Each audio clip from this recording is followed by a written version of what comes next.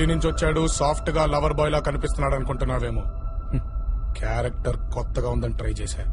లోపల ఒరిజినల్ అలాగే ఉంది. దాన్ని బయటికి తెచ్చావనుకో, రచ్చ రచ్చ. ఆ ఊళ్ళో దిగి ఆ రోడ్ని కొట్టొచ్చావంట. అంత మగాడివా? ఏసేయాలనిపించినప్పుడు ఏసేసేవాడే మగాడనే. నాకు అనిపించిందనుకో, అడ్డం ఎవడొచ్చినా కట్టేర్రా ఈ కొడుకుని.